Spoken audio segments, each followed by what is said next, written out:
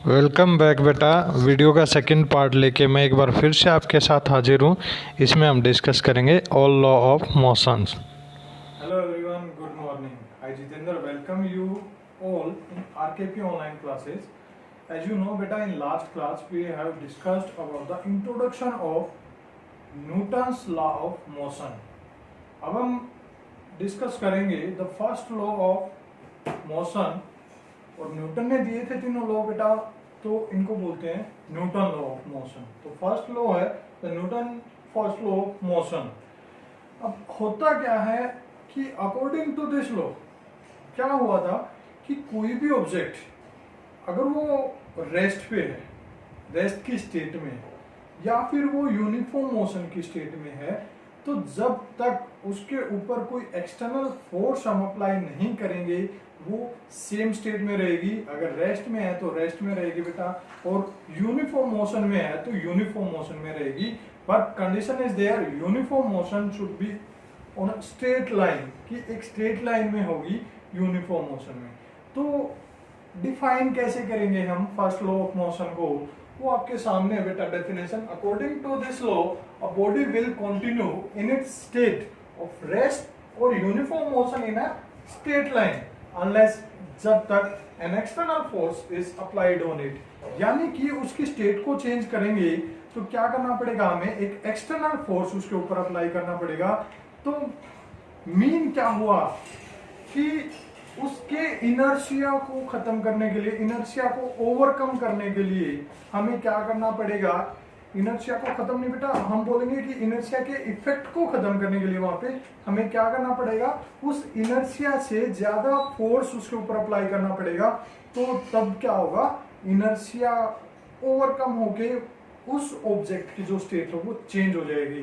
तो यहां से हमने क्या किया, इनर्शिया के बारे में यहां से हमें आइडिया मिला कि इनर्शिया को कैसे ओवरकम कर सकते हैं, एक्सटर्नल फोर्स अप्लाई करके, वो भी उस इनर्शिया से ज्यादा। तो ये था हमारा first law of motion.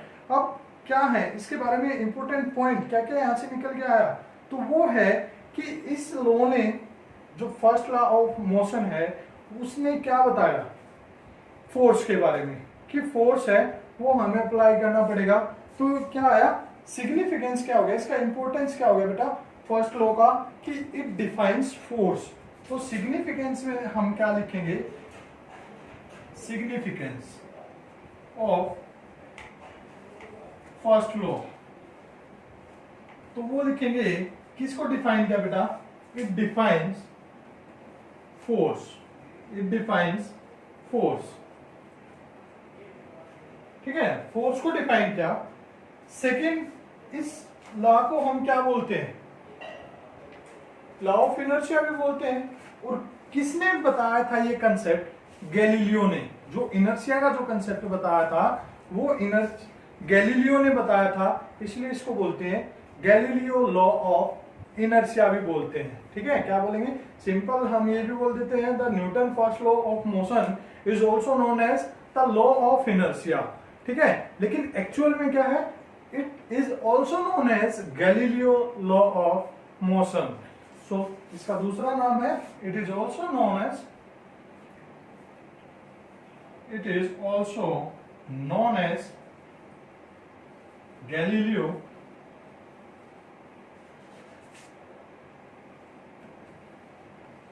Law of inertia. तो ये था बेटा फर्स्ट लॉ ऑफ मोशन के बारे में। देखो कोई भी ऑब्जेक्ट है, आपको पता है ये यहाँ पे रखी हुई है, अपने आप नहीं हिलेगी यहाँ से, तो क्या करना पड़ेगा, इसको हिलाने के लिए क्या लगाना पड़ेगा, फोर्स। ठीक है, तो फोर्स बताया किसने, फर्स्ट लॉ ऑफ मोशन ने। ठीक है, इसलिए क्या लिखेंगे, इसका सिग्निफिकेंस यही होगा कि it defines force. Thank you, have a nice day बेटा। वेलकम बैक बेटा। सेकंड टॉपिक हम डिस्कस करते हैं the Newton second law of motion. First law हम डिस्कस कर चुके हैं, अब second law. According to second law होता क्या है कि जो आपका rate of change of linear momentum है बेटा, वो डायरेक्टली प्रोपोर्शनल होता है किसके, फोर्स के, यानी कि फोर्स पे डिपेंड करेगा। और कैसे डिपेंड करेगा कि जो फोर्स हमने अप्लाई किया है अगर वो हम इंक्रीज कर रहे हैं तो लीनियर मोमेंटम का जो rate of change of linear momentum है वो भी क्या होगा, इंक्रीज हो जाएगा। यानी कि लीनियर मोमेंटम जो चेंज हो रहा है वो ज्यादा चेंज होगा अगर फोर्स को हमने इंक्रीज कर दिया। तो अगर आपका आ जाए कि define second law of motion, define Newton second law of motion, तो आप लिखोगे कैसे, वो ऐसे लिखोगे कि according to this law the rate of change of linear momentum is directly proportional to the applied force and the change take place in the direction of applied force. कि जो फोर्स हमने जिस डायरेक्शन में apply किया है उसी direction में आपका लीनियर मोमेंटम का चेंज भी होगा। ठीक है, अब लीनियर मोमेंटम हम प्रीवियस वीडियोस में डिस्कस कर चुके हैं कि क्या होता है कि the quantity of linear motion वो होता हमारा लीनियर मोमेंटम। ठीक है, तो इसका क्या हुआ, अगर इसको हम मैथमेटिकली एक्सप्रेशन से शो करें तो क्या आएगा, देखो लिखा है क्या, the rate of change of linear momentum, यानी कि लीनियर मोमेंटम किससे रिप्रेजेंट करते हैं, पी से, और रेट ऑफ चेंज मींस उसके अंदर कुछ चेंज है यानी कि डेल्टा पी। रेट होता है with respect to time delta T. ठीक है, डेल्टा का मतलब इनिशियल और फाइनल उनका डिफरेंस, फाइनल माइनस इनिशियल, वो किसके डायरेक्टली प्रोपोर्शनल है, वो है हमारा फोर्स के, किसके बेटा, फोर्स के। ठीक है, यानी कि इसको क्या लिख सकता हूं मैं, P final minus P initial divide by delta T. देखो डेल्टा टी यानी कि इनिशियल पॉइंट पे हमारा टाइम 0 होता है हमेशा, फाइनल पॉइंट पे मान लिया हमने टी टाइम है, वो किसके डायरेक्टली प्रोपोर्शनल हुआ, एफ के, फोर्स के। क्लियर है बेटा यहां तक। अब देखो जो पी फाइनल है हमें लीनियर मोमेंटम का पता है वो क्या होता है, मास इनटू वेलोसिटी। क्या होता है, मास इनटू वेलोसिटी। अब इनिशियल पॉइंट पे मास वही है जो फाइनल पॉइंट पे है, दोनों पे सेम रहेगा, मास में तो कुछ चेंज नहीं आएगा, सिर्फ वेलोसिटी चेंज होती है। ठीक है, इनिशियल पॉइंट पे मान लो हमारी u वेलोसिटी है और फाइनल पॉइंट पे v, क्योंकि सारे के सारे एक्सप्रेशन में हम स्टार्टिंग से यही मान रहे हैं जो इनिशियल वेलोसिटी है वो हमारी u है। तो जो फाइनल मोमेंटम आएगा वो क्या आएगा, फाइनल वो आ गया mv, और इनिशियल मोमेंटम क्या आया, वो आ गया हमारा mu। क्या आया बेटा, mu। तो वैल्यू यहां पुट कर दो, क्या आ जाएगा, देखो यहां सोल्व कर रहा हूं मैं इस तरफ, P final mv minus initial mu divide by t, और डायरेक्टली प्रोपोर्शनल आ गया किसके, f के। ये अलग पोर्शन है। अब देखो m कॉमन आया, क्या आ गया, कॉमन क्या आया, v बच गया, यहां से u बचा डिवाइड बाय t, किसके डायरेक्टली प्रोपोर्शनल, f के। अब v minus you by T, आपको जाना पहचाना लग रहा है कि v minus you by T क्या होता है, आपका एक्सीलरेशन होता है। क्या होता है बेटा, एक्सीलरेशन। तो m a directly proportional to f। ठीक है, अब डायरेक्टली के साइन को जब इक्वल में कन्वर्ट करते हैं तो कोई कांस्टेंट मल्टीप्लाई होता है। ठीक है, जो डिपेंडेंट क्वांटिटी है, ठीक है, जिसके ऊपर डिपेंड कर रही है दूसरी क्वांटिटी, तो इसके साथ क्या हो जाएगा, कोई कांस्टेंट मल्टीप्लाई हो जाएगा। तो एम ए की वैल्यू यहां पे क्या आएगी, M A that is equal to K F. क्या आ गया, के एफ। के क्या है हमारा यहाँ पे, के है, के इज प्रोपोर्शनैलिटी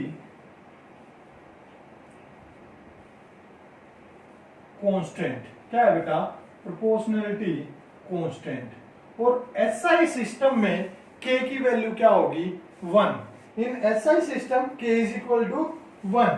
सो क्या रिजल्ट आ जाएगा यहां से, M A is equal F. M A is equal to F, ये m है बेटा, M A is equal to F. यानी कि फोर्स का अगर फॉर्मूला यहां से लिखूं तो फोर्स क्या आया, मास इंटू एक्सीलेशन। क्या आ गया बेटा, मास इंटू एक्सीलेशन। ठीक है, F is equal to M A. आगे न्यूमेरिकल्स में ये फॉर्मूला हम यूज करेंगे, यानी कि यहां से क्या क्वांटिफाई कर दिया हमने, फोर्स। फोर्स की क्वांटिटी हम यहां से निकाल सकते हैं जब क्या गिवन हो, मास और एक्सीलेशन गिवन हो।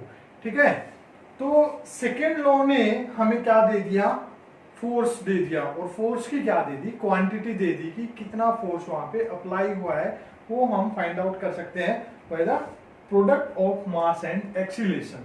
ठीक है, मैथमेटिकली फोर्स को डिफाइन करें, it is the product of mass and acceleration. Definition हम ऑलरेडी कर चुके हैं इसकी, और अब डिस्कस करेंगे the importance of second law of motion. Welcome back बेटा। सेकेंड लॉ ऑफ मोशन की डेफिनेशन हम डिस्कस कर चुके हैं, उसका डेरिवेशन हमने डिस्कस कर लिया। अब कुछ उसके बारे में इंपॉर्टेंट पॉइंट, जैसे कि हमारा जो फर्स्ट लॉ ऑफ मोशन था उसको बोला था हमने कि it is also known as the law of inertia, क्योंकि वहां पे इनर्शिया के बारे में डिस्कस किया था हमने फर्स्ट लॉ में। सेकेंड लॉ में हमने किसके बारे में डिस्कस किया, मोमेंटम के बारे में, लीनियर मोमेंटम के बारे में हमने डिस्कस किया। तो इसीलिए जो सेकेंड लॉ ऑफ मोशन है उसको क्या बोलते हैं बेटा, it is also known as the law of momentum. तो फर्स्ट पॉइंट ये आएगा, जब इसके इंपॉर्टेंस की हम बात करते हैं, या फिर इसके इंपॉर्टेंट पॉइंट की जब हम बात करते हैं, it is also known as the law of momentum. क्या आएगा, the law of momentum. Question आपका ऐसे आ सकता है, second law of motion is also known as, options में मिलेगा आपको the law of inertia, the law of momentum, ठीक है, the law of action and reaction and none of this, या फिर ऑल ऑफ दिस। इस टाइप का आपको ऑप्शन मिल सकता है।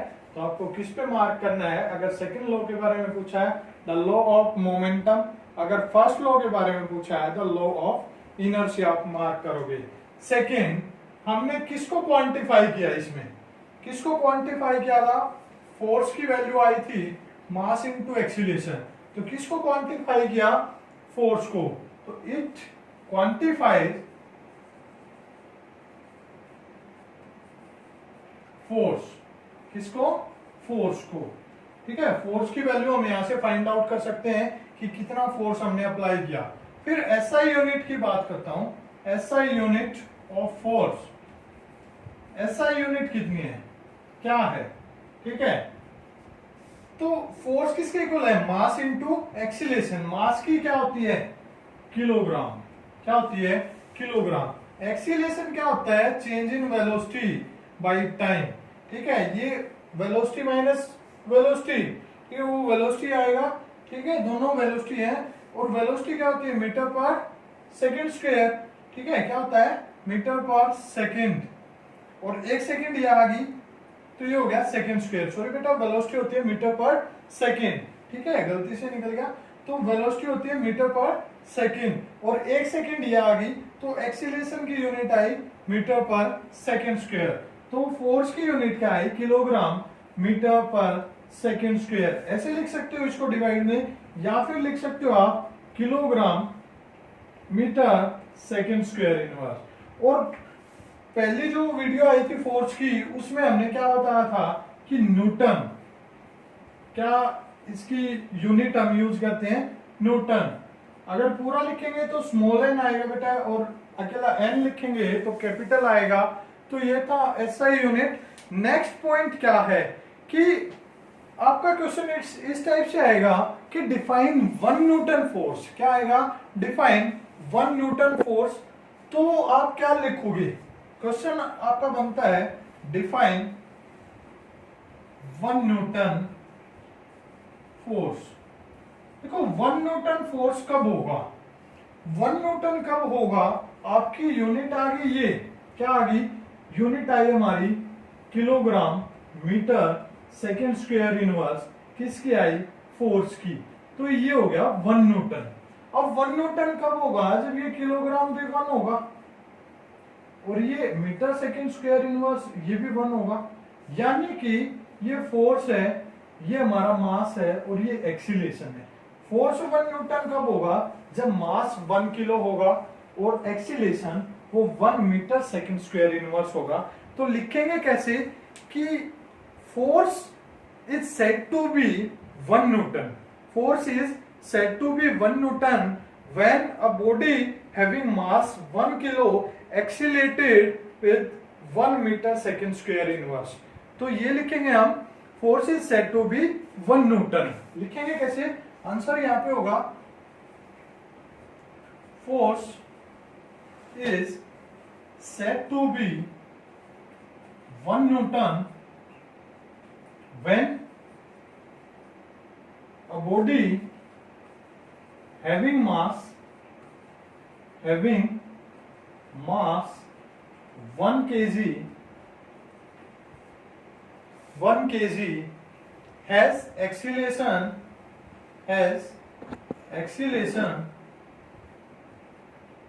1 मीटर सेकेंड स्क्वायर इनवर्स। तब बोलेंगे बेटा कि फोर्स वहां पे कितना है? 1 न्यूटन है। इसके बाद हम डिस्कस करेंगे Newton third law of motion. Thank you बेटा। वेलकम बैक बेटा। अब हम डिस्कस करेंगे the third law of motion, या फिर आप बोले कि Newton's third law of motion. अब होता क्या है थर्ड लॉ में? क्या बताया गया है कि कोई भी एक्शन होता है, ठीक है, कोई भी एक्शन जब होता है तो उसका अपोजिट इक्वल रिएक्शन होता है, ठीक है। जितना एक्शन हुआ सेम अपोजिट क्या होगा? उसका रिएक्शन होगा। ऐसे बोलते हैं ना कि जो कर्म करते हैं उसको भुगतना पड़ता है। सेम उसी टाइप में क्या होगा कि अकॉर्डिंग टू दिस लॉ, ये बताया किसने? न्यूटन के थर्ड लॉ ने। क्या? That every action has its equal and opposite reaction. यानी कि जो एक्शन हम करते हैं उस एक्शन का इक्वल और अपोजिट क्या होता है? रिएक्शन होता है। ये किसने बताया? थर्ड लॉ ऑफ मोशन ने बताया। अब किसके बारे में बताया इसने? देखो, एक्शन और रिएक्शन के बारे में। किसके बारे में बताया? एक्शन और रिएक्शन के बारे में। इसलिए इस लॉ को क्या बोलते हैं? It is also known as the law of action and reaction. तो इंपॉर्टेंट पॉइंट की जब हम बात करते हैं, it is also known as the law of action and reaction।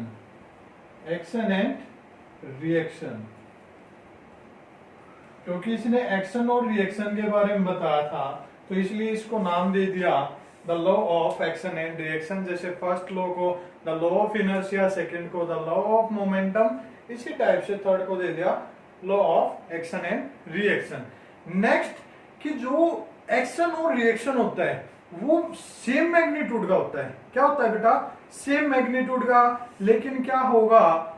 जो रिएक्शन होगा वो एक्शन की जो डायरेक्शन है उससे अपोजिट डायरेक्शन में होगा। मान लो एक्शन हुआ, स्लैप लगाया किसी को, तो उसका रिएक्शन होगा अपोजिट स्लैप। वैसे एग्जांपल दिया बेटा ये कि एग्जैक्ट ये नहीं होगा। देखो, एग्जैक्ट जो एग्जांपल मैं आपको देता हूं, क्या होता है जब हम चलने की कोशिश करते हैं तो पैर क्या होते हैं जो ग्राउंड पे टिके होते हैं तो फ्रिक्शन होगा। फ्रिक्शन इसका एक बेस्ट एग्जांपल है फ्रिक्शनल फोर्स। क्या होता है कि हम आगे की तरफ चलते हैं लेकिन फ्रिक्शनल फोर्स किस में होता है? अपोजिट डायरेक्शन में, ठीक है। तो रोलर लगा लो जिस पे आप रनिंग करते हो, हम क्या करते हैं? पैरों से उसको बैक साइड धकेलते हैं, पीछे की तरफ उसको क्या करते हैं? हम धकेलते हैं, तभी हमारी बॉडी आगे की तरफ जाती है, ठीक है। दूसरा, शॉट आपने पिस्टल से या गन से जो शूटिंग होती है तब देखा हो, जब वो शूटिंग होती है या फिर आपका जो टैंक होता है जो गोले दागता है, ठीक है, मूवीज वगैरह में आपने देखा होगा, जब शूट करते हैं तो जैसे ही वो बुलेट उस गन से निकलती है वो गन क्या होती है? पीछे की तरफ जाती है ऐसे, ठीक है। आपने देखा होगा जैसे ही वो निकली गन गई पीछे की तरफ, ठीक है। तो उसने क्या किया, बुलेट आगे की तरफ गई और जो गन है वो पीछे की तरफ, यानी कि एक्शन हुआ आगे और रिएक्शन हुआ उसका पीछे। सेम इक्वल मैग्नीट्यूड होंगे दोनों फोर्सेस का, लेकिन डायरेक्शन क्या होगी, अपोजिट। एक और एग्जांपल देता हूं, स्टूपिड ऑफ साइंस देखते होंगे, अच्छा शो है, देखना भी चाहिए क्योंकि साइंस सिखाते हैं वहां पे। क्या होता है, मान लो एक बोट है, क्या है कि एक बोट है, ये पानी है आपका यहाँ पे, ठीक है, यहाँ पे एक बोट है, ये होगी बोट, और इस पे क्या है, एक यहाँ पे इंसान खड़ा है, ठीक है बेटा, ड्राइंग इतनी अच्छी नहीं है। तो ये यहाँ से चल के इस पॉइंट पे आ गया, यहाँ पे मान लो आपकी जमीन है, ये क्या है आपकी जमीन, ये यहाँ से जब जंप करके इस पॉइंट पे आएगा तो इसकी बॉडी गई उस तरफ, लेकिन इसने क्या लगाया, उस तरफ जाने के लिए, जंप करने के लिए बोट पे क्या किया, फोर्स लगाया, तो एक्शन हुआ इसका कि ये इस जमीन पे आ गया, लेकिन साथ में इक्वल मैग्नीट्यूड का जितना फोर्स इसने आगे के लिए लगाया उतना ही उस बोट पे भी लगा, और वो बोट कहाँ चली जाती है, दूर चली जाती है उस किनारे से, ठीक है। ये तो आपने देखा होगा, मूवीज में भी देखते हो, वैसे डेली लाइफ में करके देख सकते हो।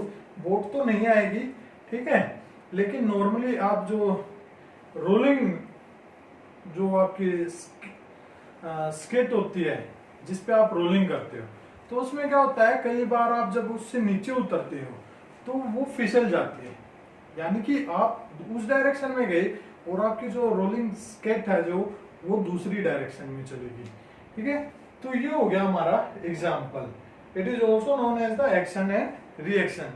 एक और बात बेटा, कि क्वेश्चन आ जाए मान लो आपका कि does action reaction forces balance each other, कि जो एक्शन है और रिएक्शन है उन दोनों के फोर्स वो बैलेंस करते हैं एक दूसरे को, तो आपका आंसर होगा नहीं। क्यों नहीं करते, उसका एक रीजन है, क्योंकि दोनों, जो एक्शन है वो डिफरेंट बॉडी पे होगा और रिएक्शन है वो डिफरेंट बॉडी पे होगा, because these act on the different bodies. तो क्वेश्चन क्या आएगा आपका, क्वेश्चन यह आएगा कि does action and reaction forces, question आएगा does action reaction forces balance each other, कि वो एक दूसरे को बैलेंस करते हैं, तो आपका आंसर आएगा नहीं, no, answer is no, because this act on different bodies. क्या आया, this act on different bodies, ठीक है। देखो एग्जांपल से ही समझाता हूं आपको, आपने बुलेट को फायर किया, तो जिस पिस्टल से फायर किया बुलेट पे, मान लो ये मेरी पिस्टल है, ठीक है, चलो बना दिया मैंने, ठीक है, ये होगी मेरी पिस्टल, ये होगी इसमें बुलेट। तो जैसे ही मैंने इसको फायर किया ये निकल के गई उस तरफ और मेरी पिस्टल गई बैक साइड, ठीक है, जहां तक ये जा सकती है। अगर इसको होल्ड कर रखा है तो थोड़ा सा इस पे शॉक लगेगा, अदरवाइज तो क्या हुआ, इक्वल अमाउंट का फोर्स लगा, इस पे लगा उस तरफ, और जो बुलेट थी फायर की थी जिस गन से, वो गन गई हमारी दूसरी डायरेक्शन में। तो बैलेंस नहीं करेंगे बेटा, एक दूसरे को बैलेंस नहीं करेंगे, क्योंकि डिफरेंट बॉडी होगी, एक बुलेट होगी एक हमारी गन होगी। सेम बोट वाला एग्जांपल है, वो इंसान गया जमीन पे, ठीक है, उसकी बॉडी पे फोर्स लगा, लेकिन बॉडी ने क्या किया, जो बोट थी उस पे क्या लगाया, दूसरी डायरेक्शन में फोर्स लगाया, तो बॉडी पे अलग फोर्स लगा डिफरेंट डायरेक्शन में, और जो बोट है उस पे डिफरेंट डायरेक्शन में, तो एक दूसरे को बैलेंस नहीं किया, ठीक है बेटा। तो ये था हमारा थर्ड लॉ ऑफ मोशन। और इसके बारे में एक और इम्पोर्टेंट पॉइंट है, तीनों लॉ के बारे में कॉमन अगर मैं बात करूं, तो जो तीनों लॉ ऑफ मोशन है वो एप्लीकेबल नहीं होते किस पे, non inertial frame of reference. याद रखोगे कि लिमिटेशन क्या है न्यूटन लॉ ऑफ मोशन की, these are not applicable on non inertial frame of reference. Clear है? तो ये थी हमारी लिमिटेशन और तीनों लॉ की एक्सप्लेनेशन। थैंक यू बेटा। वेलकम बैक बेटा। तीनों लॉ ऑफ मोशन हम डिस्कस कर चुके हैं। अब हम डिस्कस करेंगे the law of conservation of momentum. Conservation होता है कि किसी चीज को कंजर्व करके रखना, सेफ रखना, उसके अंदर कोई चेंज ना होने देना, यानी कि डायरेक्ट हम बोलेंगे कि उसको कांस्टेंट रखना। ठीक है? तो law of conservation of momentum हमें बताएगा कि कोई भी आइसोलेटेड सिस्टम है, ठीक है, उसका जो टोटल मोमेंटम है वो क्या रहेगा? कांस्टेंट रहेगा। तो जो हमारा सेकेंड लॉ था, क्या था? सेकेंड लॉ ऑफ मोशन था, उसने हमारे को बताया था कि the rate of change of momentum, linear momentum, that is directly proportional to the force. तो उसने क्या बताया था? अकॉर्डिंग टू सेकेंड लॉ, देखो सेकेंड लॉ से ही इसको मैं प्रूव करूंगा। According to second law of motion, उसने क्या बताया कि जो rate of change of momentum है delta p by delta t, वो क्या है? Directly proportional to the force. और कौन सा फोर्स? जो अप्लाइड फोर्स है, यानी कि बाहर से जो अप्लाई हुआ है, यानी कि एक्सटर्नल फोर्स। ठीक है? तो law of conservation of momentum, इसकी मैं डेफिनेशन को अगर डिस्कस करूं तो क्या डेफिनेशन है कि within an isolated system the total linear momentum is constant। क्या है? जो टोटल उसका मोमेंटम है वो क्या है? कांस्टेंट है बेटा। ठीक है? तो चलो अब एक्सटर्नल फोर्स, आइसोलेटेड क्या होता है उससे पहले ये जान लो। आइसोलेटेड होता है बिल्कुल पैक, जैसे आपका ना तो बाहर से कोई चीज अंदर जाए ना अंदर से कोई चीज बाहर आए, उसको बोलते हैं आइसोलेटेड। ठीक है? आजकल सभी को इस चीज का पता होगा, जिसको नहीं पता बेटा डेली न्यूज़पेपर में भी आता है, टीवी पर भी है, जब हम न्यूज सुनते हैं तो आइसोलेशन वार्ड हम सुनते हैं। किसके लिए? कोरोना पेशेंट के लिए। ठीक है? तो आइसोलेशन वार्ड का मतलब है ना तो बाहर से एंट्री ना अंदर वाले की बाहर एग्जिट। ठीक है? तो आइसोलेटेड का मतलब होता है बिल्कुल ना तो अंदर से कोई चीज बाहर आएगी ना बाहर से कोई चीज अंदर जाएगी। तो क्या होगा? With in an isolated system, isolated system हो गया तो जो एक्सटर्नल फोर्स है, एक्सटर्नल फोर्स वो क्या होगा? उसके ऊपर एप्लीकेबल ही नहीं होगा। विद इन द सिस्टम के अंदर एक्सटर्नल फोर्स का इफेक्ट क्या हो जाएगा? जीरो। चाहे कितना भी अप्लाई कर लें तो अंदर क्या होगा? वो कोई भी इफेक्ट शो नहीं करेगा। तो in an isolated system there is no effect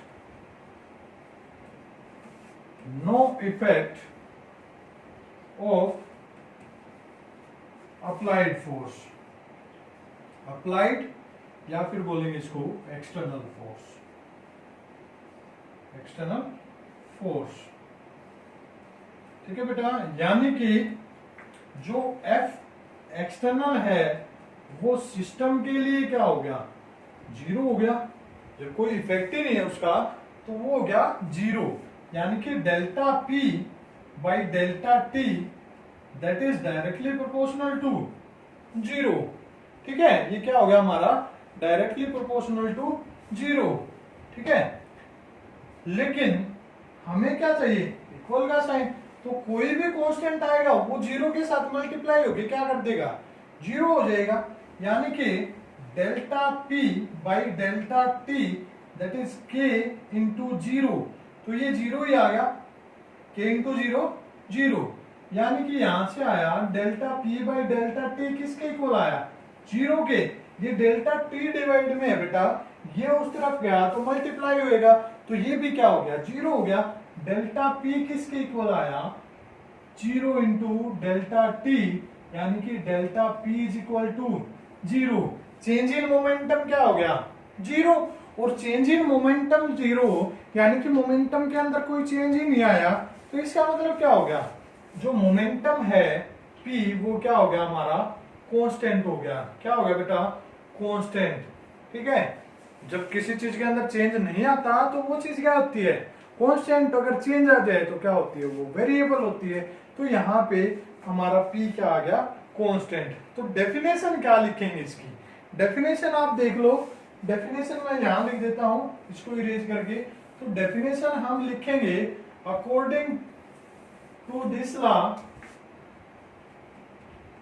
according to this law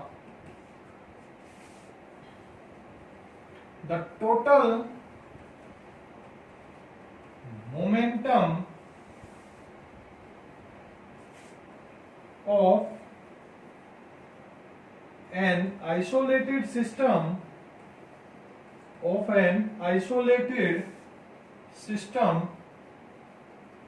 is constant।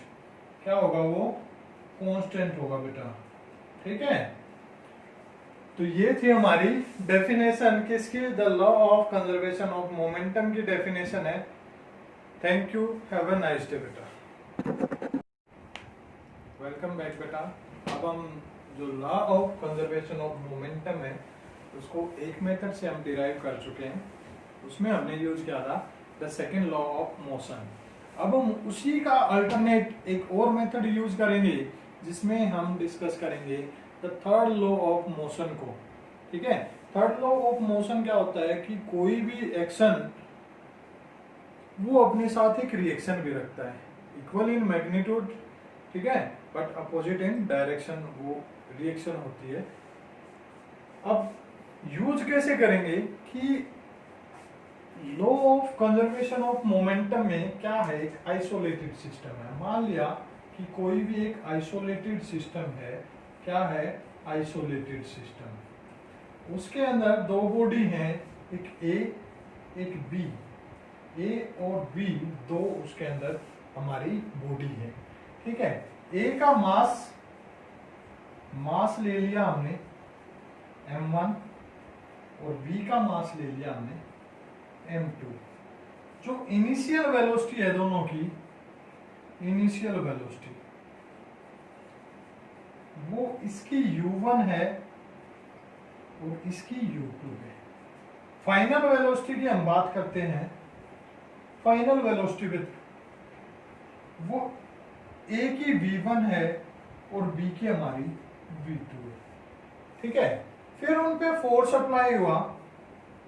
क्यों हुआ फोर्स, अब आप पूछोगे कि सर लास्ट वीडियो में हमने डिस्कस किया था कि जो एक्सटर्नल फोर्स है वो जीरो होगा क्योंकि सिस्टम है वो आइसोलेटेड है। अब ये फोर्स कहां से आया, देखो ये दो बॉडी है आइसोलेटेड सिस्टम के अंदर, तो ये क्या करेंगे, जब इनके अंदर मूवमेंट होगी, ये मूव करेंगे विद इन द सिस्टम, तो ये कोलाइड भी होंगी। कोलाइड होने के कारण जो ए बॉडी है वो बी पे फोर्स लगाएगी और जो बी है वो ए पर फोर्स लगाएगी। क्लियर है बेटा। तो मान लो ए ने बी पर लगाया कितना फोर्स, कितना फोर्स लगाया बेटा, F2। क्या लगा दिया इसने, F2। और बी ने ए पर लगा दिया F1। क्या लगाया बेटा, F1। तो देखो एक बॉडी ये है हमारी, एक बॉडी ये है, ये मान ली मैंने ए, ये मान ली बी, ये आइसोलेटेड सिस्टम मान लिया मैंने इस पूरे रूम को। ठीक है, तो क्या हो गया, ये मान लो मूव कर रही है कॉन्टिन्यूसली और ये कुछ टाइम के बाद स्ट्राइक हुई, कोलिजन हुआ इनका, तो ए बॉडी ने बी पर फोर्स लगाया, उतना ही फोर्स बी ने ए पर लगाया। क्यों, क्योंकि थर्ड लॉ ऑफ मोशन ने बताया हमें। ठीक है, तो F1 वो क्या हो गया, according to third law F1 वो हुआ हमारा किसके इक्वल, माइनस F2 के। F1 किसके इक्वल हुआ, माइनस F2 के। क्यों, माइनस का साइन किसके लिए आया, डायरेक्शन के लिए बेटा, क्योंकि अपोजिट डायरेक्शन होगी। लास्ट चैप्टर में हमने डिस्कस किया था, नेगेटिव साइन वहां पे होगा। देखो एक्सीलरेशन में, रिटार्डेशन में हमने डिस्कस किया था, ठीक है, डिस्प्लेसमेंट में भी डिस्कस किया था कि नेगेटिव हो सकता है, लेकिन नेगेटिव साइन वो डायरेक्शन को रिप्रेजेंट करेगा। तो ये फोर्स है वो इक्वल मैग्नीट्यूड के हैं बट डायरेक्शन उनकी अपोजिट है, ठीक है। तो फोर्स वन, देखो फोर्स क्या होता है, मास इनटू एक्सीलरेशन। क्या होता है फोर्स, मास इनटू एक्सीलरेशन, और एक्सीलरेशन क्या होता है v minus you by T, यानी कि change in velocity by time. तो F1 की जब मैं बात करता हूं, F1 क्या आया मेरा, मास कितना है फर्स्ट बॉडी का m1, एक्सीलरेशन क्या हो जाएगा final velocity minus initial velocity, यानी कि v1 minus u1 by time क्या है t है, दोनों का टाइम क्या होगा सेम होगा। मान लिया हमने let time, small time interval है वो हमारा t है, ठीक है। तो ये आ गया t। सेम हमारा सेकंड F2 की वैल्यू क्या आएगी, F2 किस पे, v पे, v का मास m2 और यही change in velocity v2 minus u2 क्या आया बेटा, v2 minus u2 by t।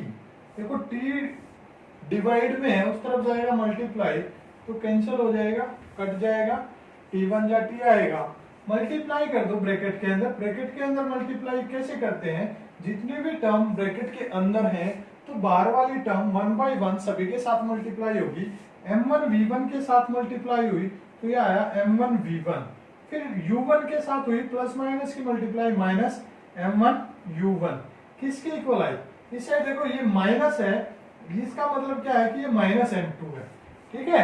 Minus m2 को मल्टीप्लाई कर दो v2 के साथ, ये आया माइनस m2 v2, और माइनस माइनस प्लस हो जाएगा m2 u2, क्या आया m2 u2, क्लियर है बेटा। फिर क्या करेंगे,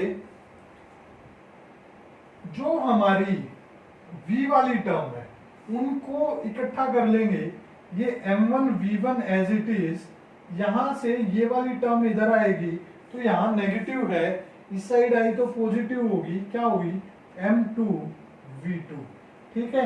यहां क्या बचा m2 u2, ये टर्म नेगेटिव थी उस साइड गई, प्लस होगी m1 u1, ठीक है।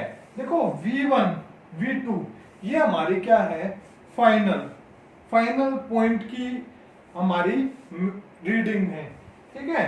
तो ये क्या हो गया,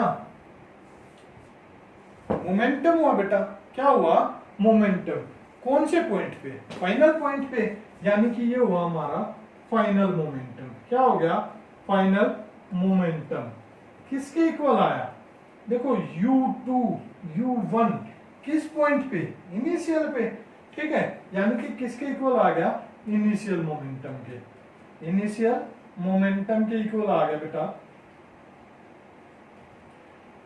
अब रिजल्ट क्या निकला यहां से कि जो फाइनल मोमेंटम और इनिशियल मोमेंटम वो दोनों इक्वल हो गए, क्या हो गए इक्वल, यानी कि वहां पे कोई भी चेंज नहीं आया, और चेंज ना आने का मतलब है कि जो मोमेंटम था, मोमेंटम वो क्या हो गया हमारा कांस्टेंट हो गया, क्या हो गया बेटा कांस्टेंट, क्या आया कांस्टेंट। और अगर मैं इसकी एग्जांपल की बात करूं तो थर्ड लॉ ऑफ मोशन में हमने जो एग्जांपल डिस्कस किए थे वो सारे के सारे क्या है हमारे, उन सभी में क्या है हमारा जो मोमेंटम है वो क्या है कांस्टेंट है, क्या है बेटा कांस्टेंट। यानी कि जब क्या होगा, एक कोई पर्सन है वो बोर्ड से जंप करता है, तो जंप करेगा तो उसकी बॉडी तो आगे जाएगी, लेकिन बोर्ड को क्या कर दिया उसने पीछे की तरफ मूव कर गई वो बोर्ड, तो वहां पे मोमेंटम किसका, उस बोर्ड का, ठीक है, और उस पर्सन का, दोनों क्या हो गए इक्वल हो गए। यानी कि इनिशियल पॉइंट पे और फाइनल पॉइंट पे जो इनिशियल मोमेंटम और फाइनल मोमेंटम सेम हमारा गन का था, ठीक है, recoil of gun, flight of jet rocket, ये सारे के सारे किसके एग्जांपल है बेटा, law of conservation of momentum की। सेम इन्हीं एग्जांपल्स को हम किस में डिस्कस कर सकते हैं, थर्ड लॉ ऑफ मोशन में भी डिस्कस कर सकते हैं। Thank you, have a nice day. Welcome back बेटा।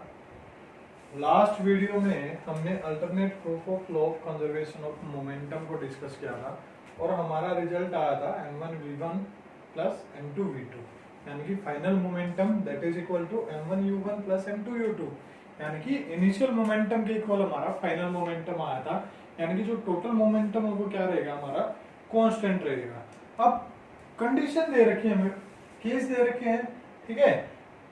अगर क्या हो कि जो दो बॉडी ए और बी हमने ली थी वो क्या हो जाए, स्टिक हो जाए आफ्टर कोलिजन, कि कोलिजन के बाद वो दोनों बॉडी क्या हो जाए, स्टिक हो जाए, ठीक है।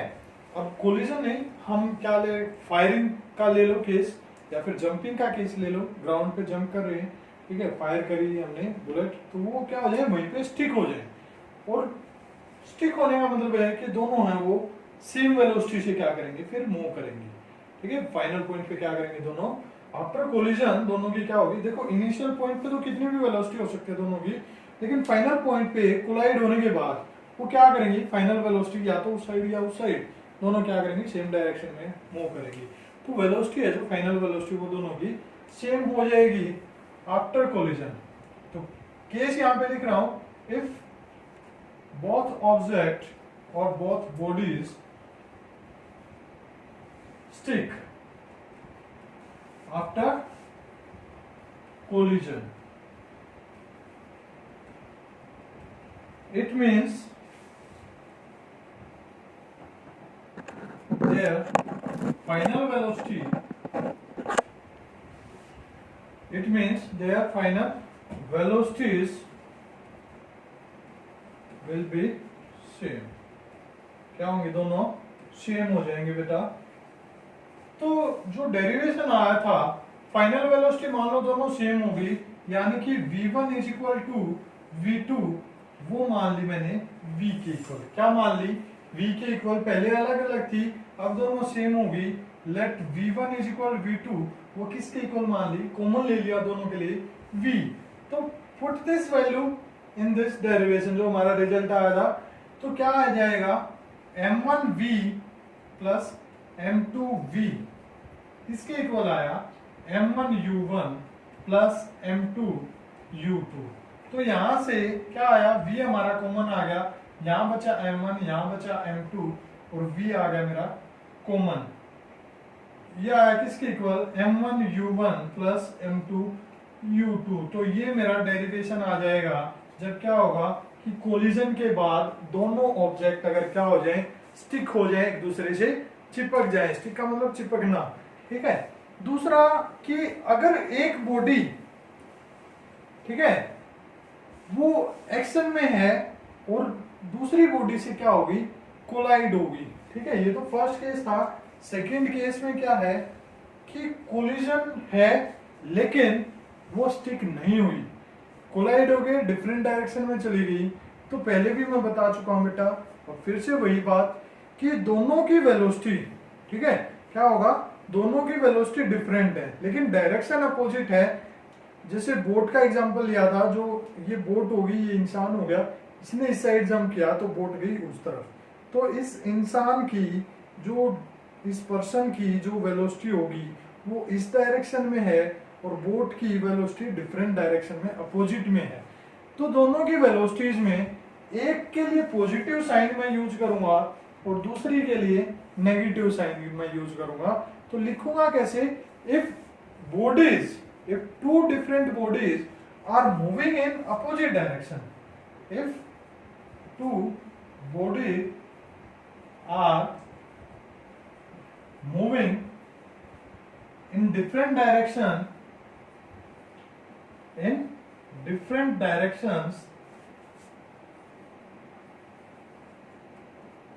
then assign positive sign with velocity of first object and negative sign with velocity of second object, velocity of second object.